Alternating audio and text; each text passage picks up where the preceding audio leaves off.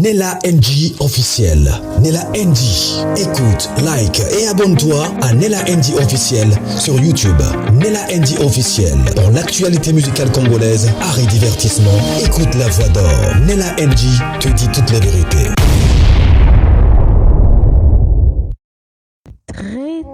Très mauvaise nouvelle pour l'artiste Nabiso Tirbo Tingizwayo. Très mauvaise nouvelle. Alors, beaucoup limbisa moke parce que et où t'es na réseaux sociaux kalamingité que alia ke lo kwa mapi na théâtre.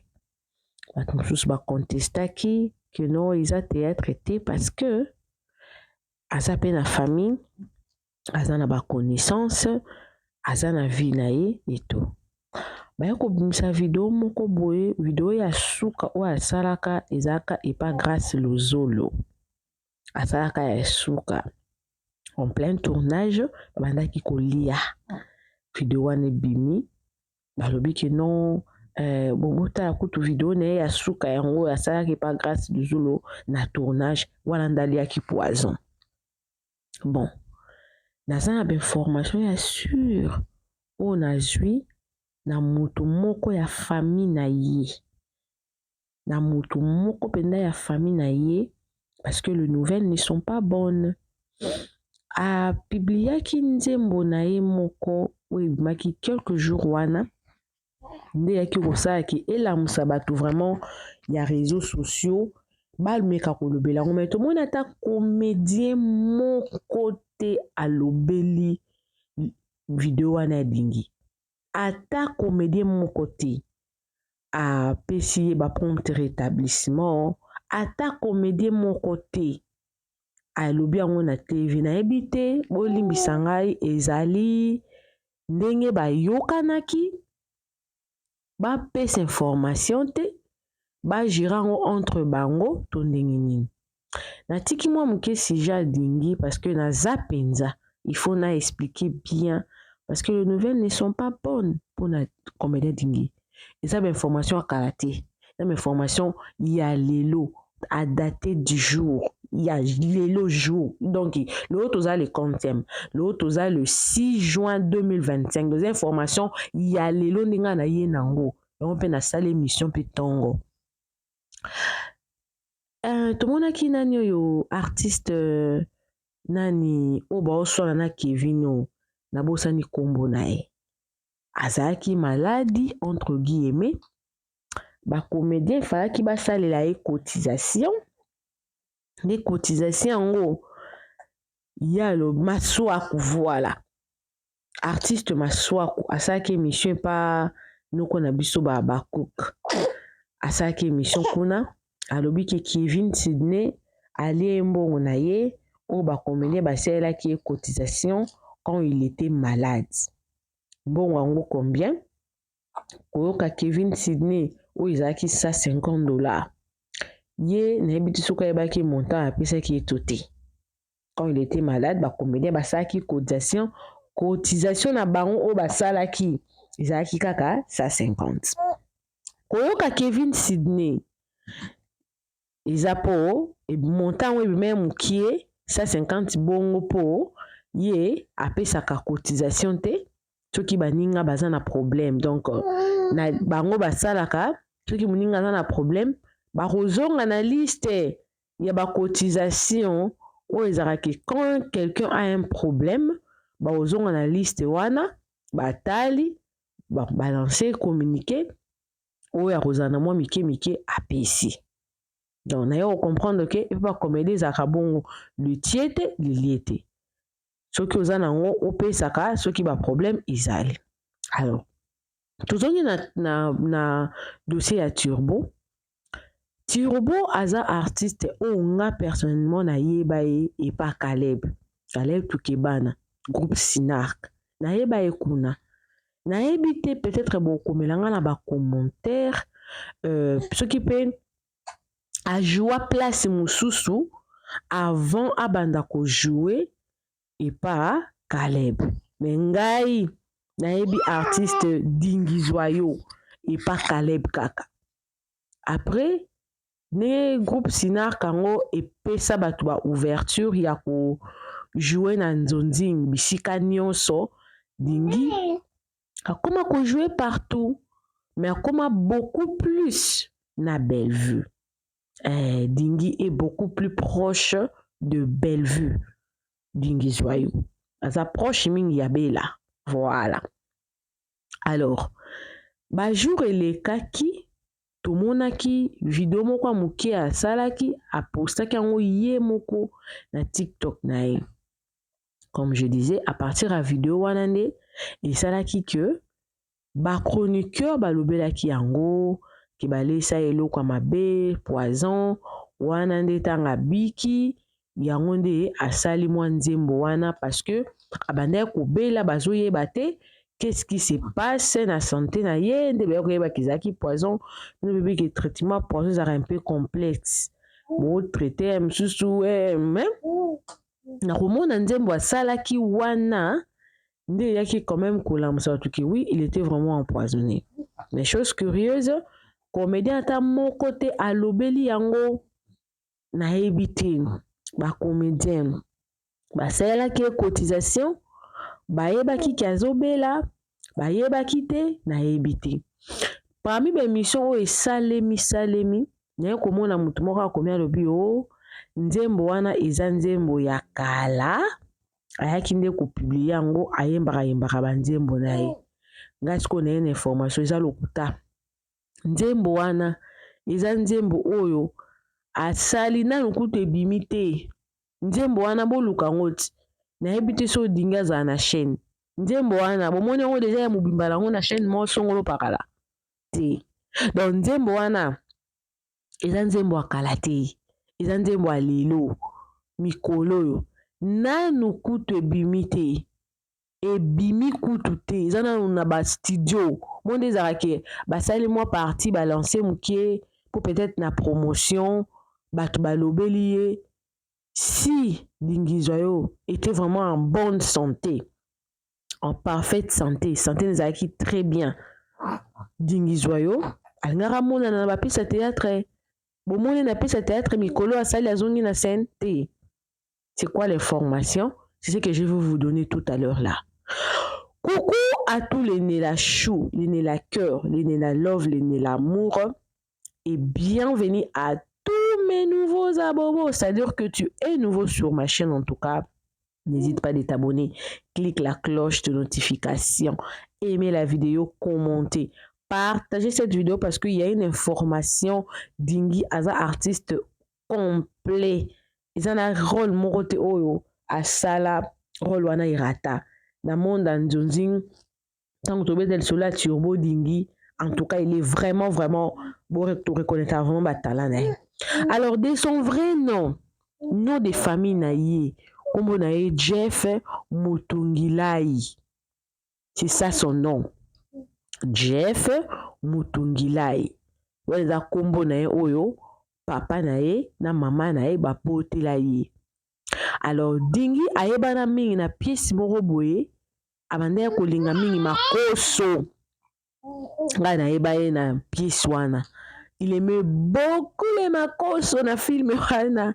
Esalaki ayebanaka vraiment partir ya pièce wana. Ayebanaka ne déjà na Caleb. Ndenge ezalaki ezalaka na bapiese moko boye esalaki mutu vraiment azala connu ndongaki mutu mpenza akoti mpenza na scène mutu akoti mpenza na scène ezalaka na piese wana oyo asalaka oyo alingaka makoso na piese wana nde na ye donc esalaki akomaki vraiment maintenu na succès makasi nde pe Caleb Sinar kango ekoma nango kaka bongo Sinar ezala vraiment so ndenge ezalaka te parce que la plupart pe ya baacteur yango misusu bakoma na bagroupe na bango personnel misusu mpe bapanzana misusu mpe babala misusu mpe batika théâtre etikalaka ya kombo me bazala mwana bafete na banini bakutanaka. Alors kombo Caleb ekota na makambo oyo non pas parce que Caleb aza mabe te. Kombo Caleb ekota na makambo po parcours ya Dingi Caleb pe azozala na kati Voilà. Donc so na okota komba Caleb na makambo ndenge na zoli information na okota ngo po bazalaki na Caleb tanga bandaka carrière na ye abanda kuna na Synark. Alors, c'est quoi l'information oyo na elibino? Bandeka ko ça justement résumé. Maintenant, c'est quoi l'information? Je vais un peu souffler justement un peu sainement. Bozwana no pub tant no zonga. Ndi na opesa bino c'est quoi l'information? Parce que moni ba vidéo belé basaki après moni ka silence mbalamo. Bomoni te ke azongi na scène, bomoni te ke azongi te po kopesa d'explication.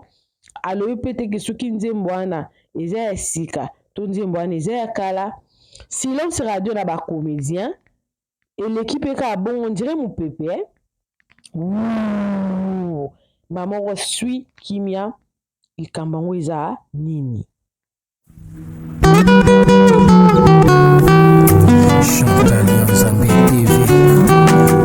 Pour ne rien manquer, abonnez-vous et cliquez la cloche de notification. Ensemble, nous créons une communauté plus forte et solide.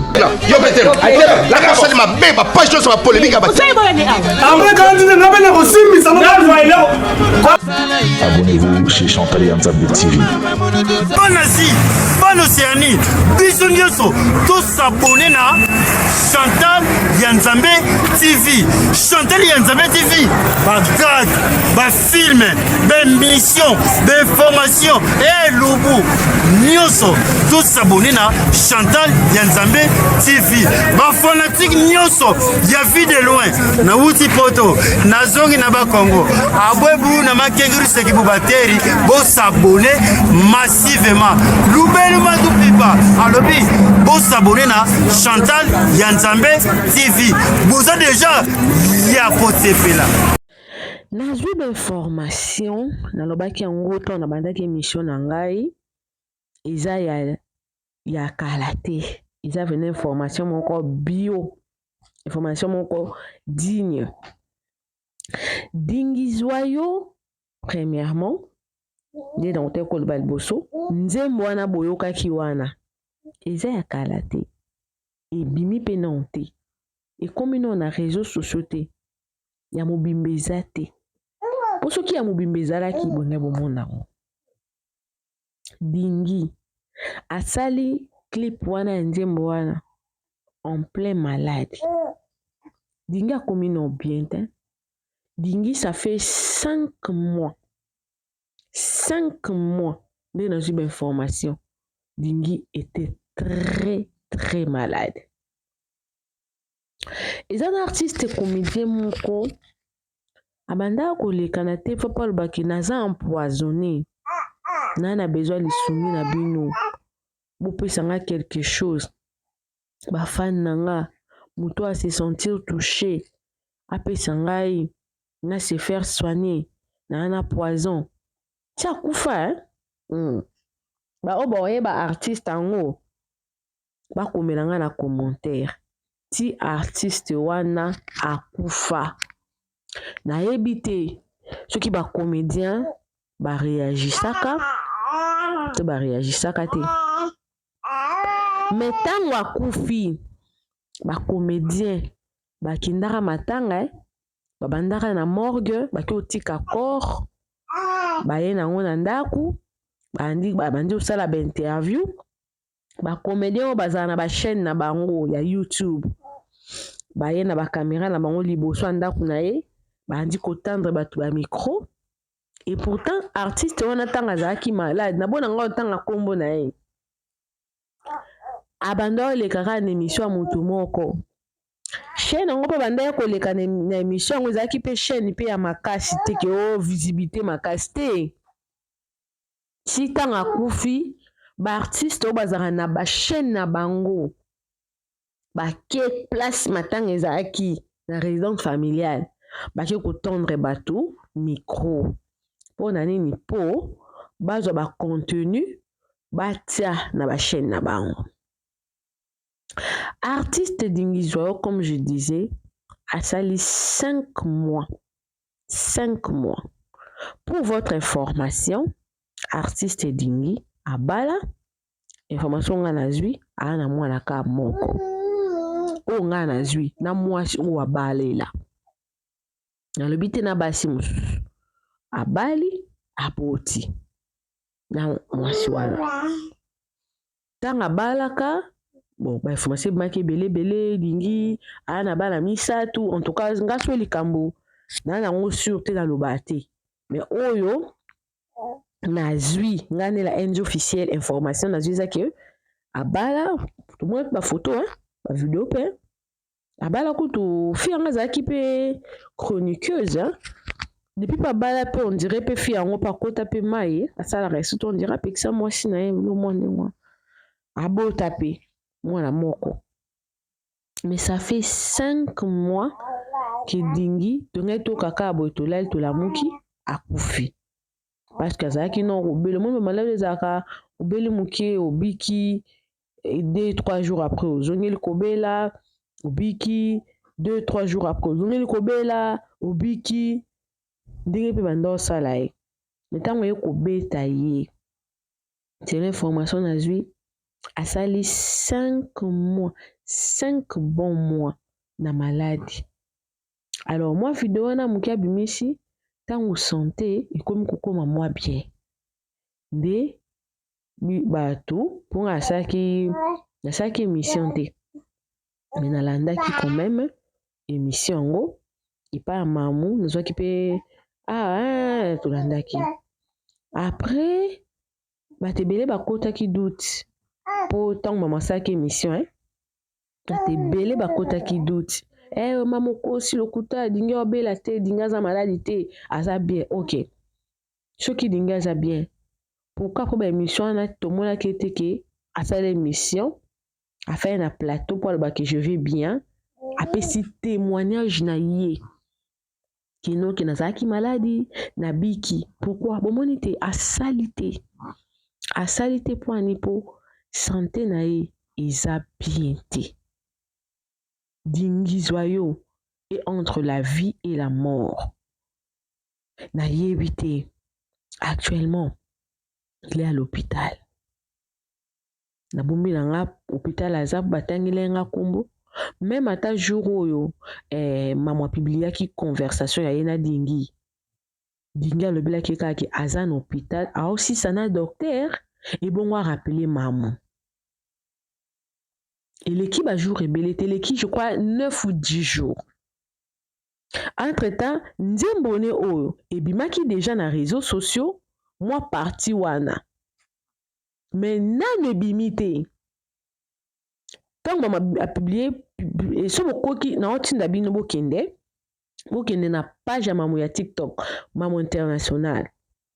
Bon, on a pas ma publication, bon, on a publié qui conversation na yé na Dingi. Dingi à répondre à l'objet à Sidisana docteur. Et bon, on rappelé, ça fait 9 jours. C'est-à-dire que Dingi, 9 jours passés, était toujours malade.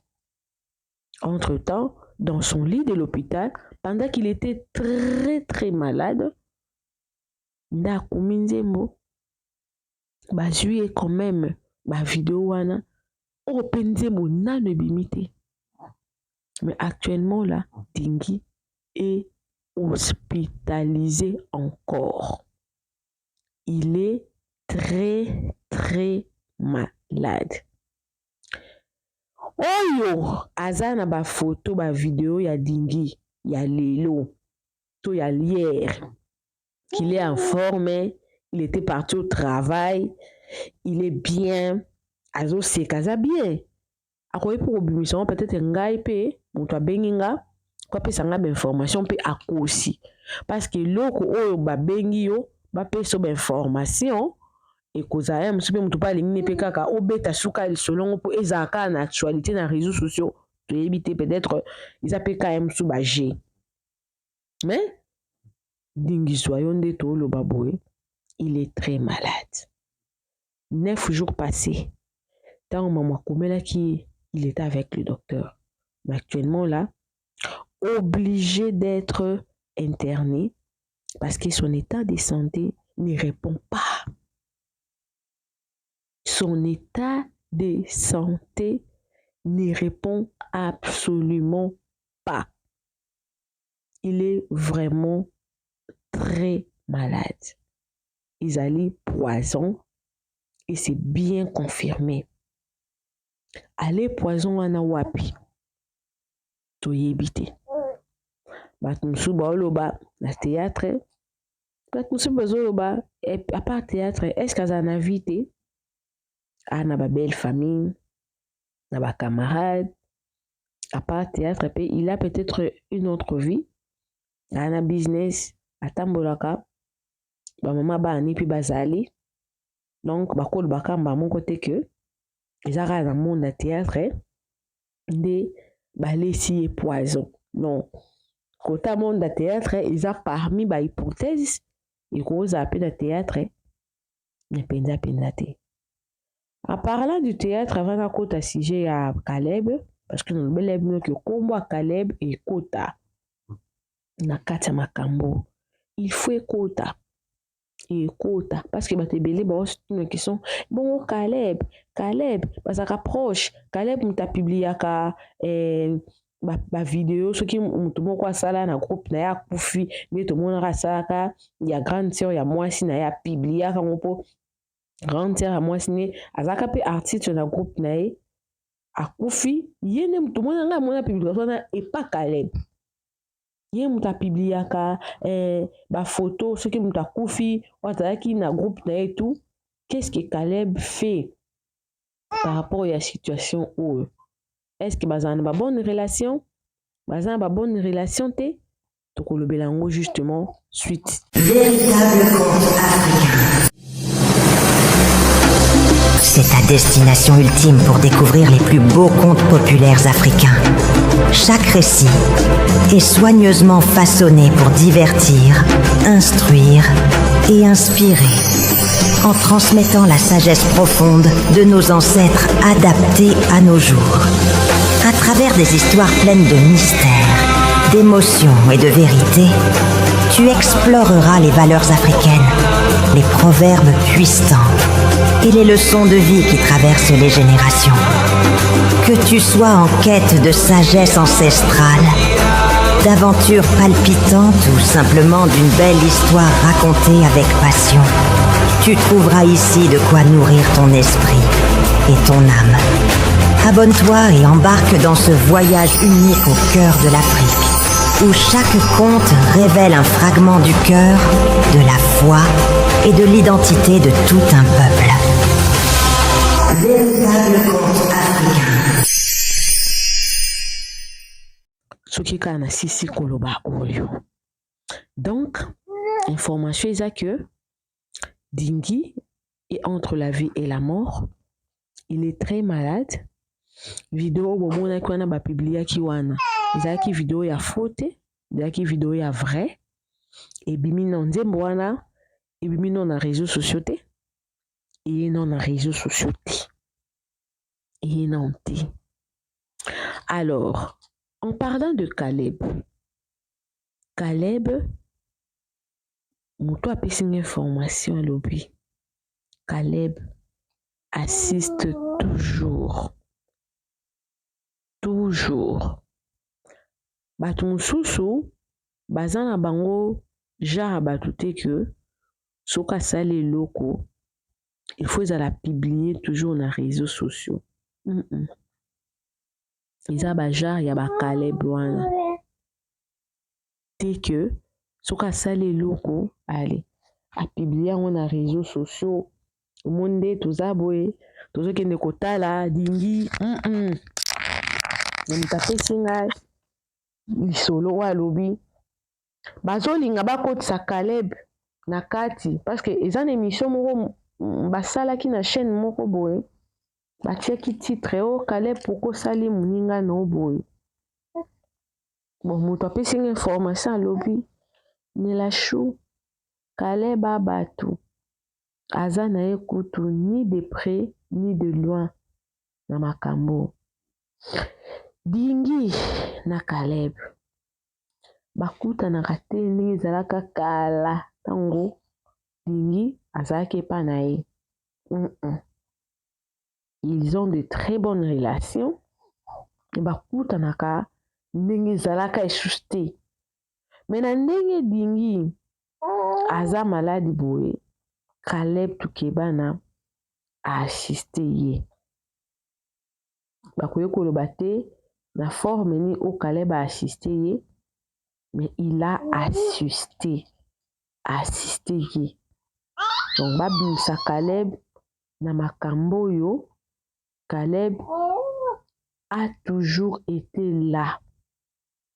Quand il avait appris que Dingi était malade, il avait assisté. Par contre, comédien, en tout cas, dans une information, chez les comédiens, ça les cotisations ou té. Parce que n'est pas ki Kevin Sidney pour makamba maswaku, alors nini batebe na makamba maswaku ba réagissa kité parce que maswaku na mamba théâtre soki mutazo bela to mutakufi assistera te ou presque te. Bon, en parlant de quoi assister, avant de continuer dans le baboui. Biso nyonso ba o tozana ba groupe nde totanga na université, tozaza na ba groupe. Na ba groupe wana toza pe na l'église bisika tosambelaka, toza pe na ba groupe. Na société boy toza pe na ba groupe parce que net na mboka libanda boy toza na ba association na biso ya ba congolais oyo tokutanaka ba mutualité oyo tosalaka na mutualité wana bokozala boza par exemple 200 personnes. Moi ezalaka kaka 31 jours to 30 jours 28 jours to 29 jours na février. Admettons que na groupe boza 200 personnes. 200 personnes wana na moi moko 30 personnes j'ai problème. C'est-à-dire que dans 30 jours à moi 30 personnes j'ai problème. Yo peut-être ozwaka salaire une fois par mois. Target et on peut sa cotisation ils a $10. Ceux qui 30 personnes j'ai problème il faut payer ça $300. Maman ceux qui ozwa na niveau anati osani ozana ba cotisation mususu oko assister oza pe na ba cotisation mususu pe moyen o assister pe ezate pour ceux qui par exemple oza na ba responsabilité oza maman oza peut-être na mobali oza na bana to oza papa wana mwasi oza na bana oza pe na famille na yo moko biologique bisika obotamela tata na o mama na o to pe bandeko na yo surtout oza ba africain solidarité africaine oblige ekoko oza pe na problème moko ye boye artiste moko boye oza na volonté wana ya kopesa me makoki eza te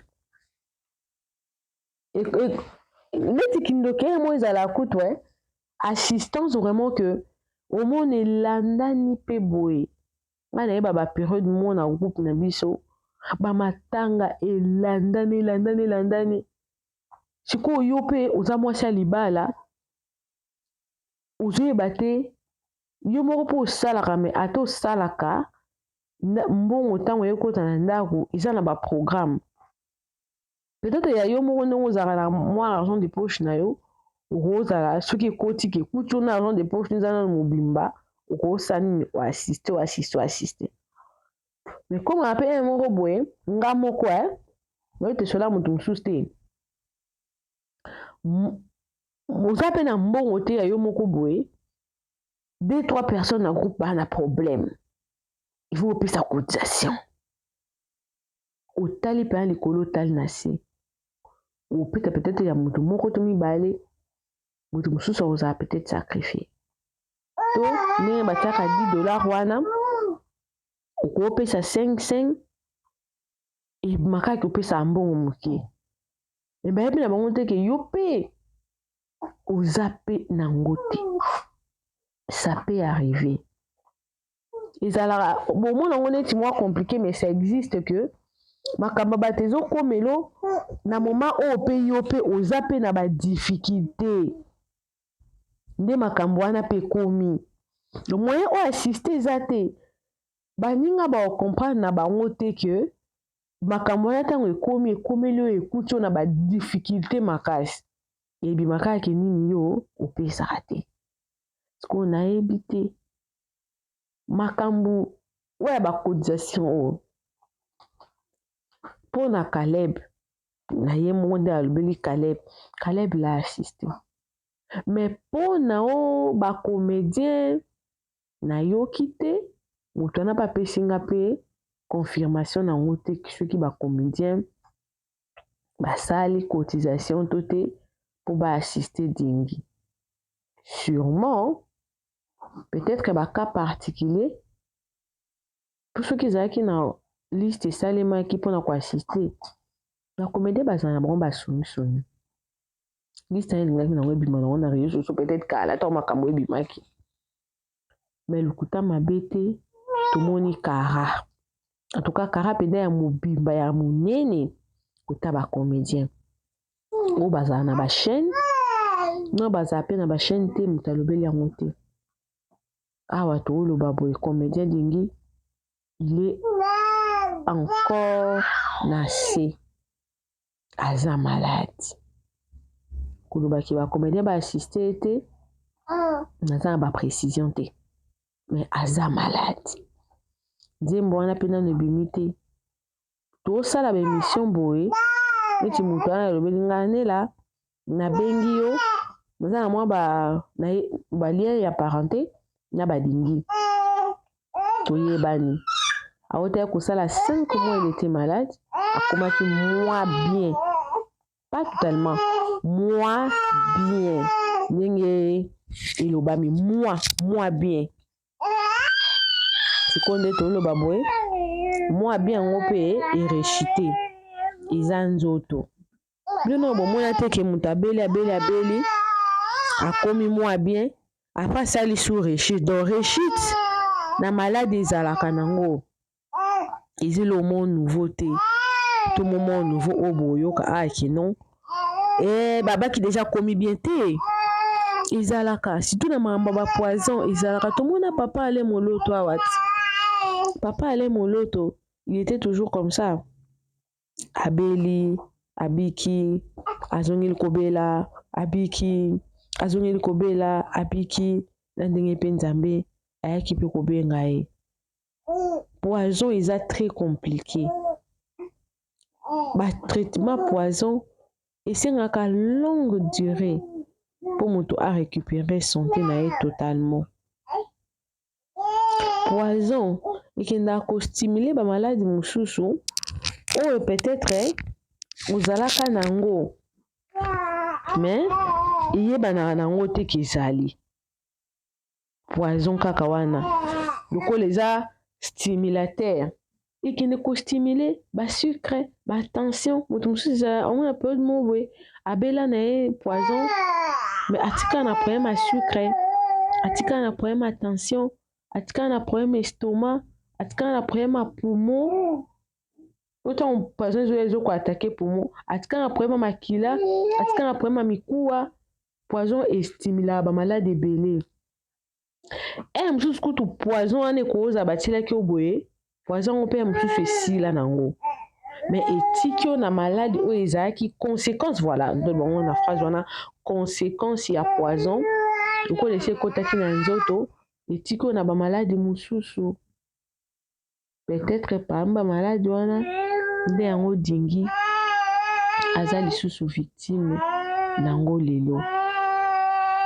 Prions pour lui nzambe apesa ye meilleure santé toa na posa te ya kolala kolamuka awa tomoni ke Turbo akufi ntango tobeta bamission oyo tosala yango mpo toyebi ke toza na audience bato basala nini baassiste ye ere oyo oui bato bazalaka na bachaîne bacomédien baza na bachaîne na bango toomona na biso bango te baokende soit bakoki te kofilme moto mais kopesa kaka information que oui c'est vrai artiste Dingil est malade aza comédien aza star na biso bato bakoassiste mwasi kuta papa Alain azala kutu comédien mais mwasi comédien bato baassistaka ye bongo mpo ani bato baassiste te ere yango oyo comédien Dingil a rejeté il est malade entre la vie et la mort vidéo bimaki oui jour elekaki des jours passés et non la santé ne répond plus il est malade soki boza na besoin beaucoup ta peut-être en contact na bato nga pe na ozongiselaka moto wana yelenga information apesa numéro oyo bato baocontacte mpo baassiste po ye nde moto ayelinga information wana po kobela na Congo esengaka mbongo mpona kolia mbongo mpona kisi aide nous ezala nango bienvenue nzembo mpe soki ebimi en tout cas tokotinda bino mpe na chaîne na ye otango bootala boopartage epesa ye kaka mbongo me natikali komona na nzembo wana te ebimi quelque part po soki ebimaki tongai tomona yango en son entièreté maintenant tomona yango te voilà information oyo nayaki nango oyo bapesi nga na ntongo nabokozeta peut-être na kokobosana yango nasaleli yango émission na ntongo bopartage boaime video eza information nga bayelinga véracité nango oui ou non nayebi ke 10 jours passé azalaki na hôpital alors style komona docteur donc nazwi yango moi 50% vrai la santé ne répond pas. Partagez la vidéo, aimez, commentez, abonnez-vous sur ma chaîne, contactez-moi en cas de besoin. Bisous, bisous. Véritable conte africain. C'est ta destination ultime pour découvrir les plus beaux contes populaires africains. Chaque récit est soigneusement façonné pour divertir, instruire et inspirer, en transmettant la sagesse profonde de nos ancêtres adaptée à nos jours. À travers des histoires pleines de mystères, d'émotions et de vérité, tu exploreras les valeurs africaines, les proverbes puissants et les leçons de vie qui traversent les générations. Que tu sois en quête de sagesse ancestrale, d'aventures palpitantes ou simplement d'une belle histoire racontée avec passion, tu trouveras ici de quoi nourrir ton esprit et ton âme. Abonne-toi et embarque dans ce voyage unique au cœur de l'Afrique, où chaque conte révèle un fragment du cœur, de la foi et de l'identité de tout un peuple. Véritable conte africain. Nella NG officiel. Nella NG. Écoute, like et abonne-toi à Nella NG officiel sur YouTube. Nella NG officiel. Pour l'actualité musicale congolaise, art et divertissement, écoute la voix d'or. Nella NG te dit toutes les vérités.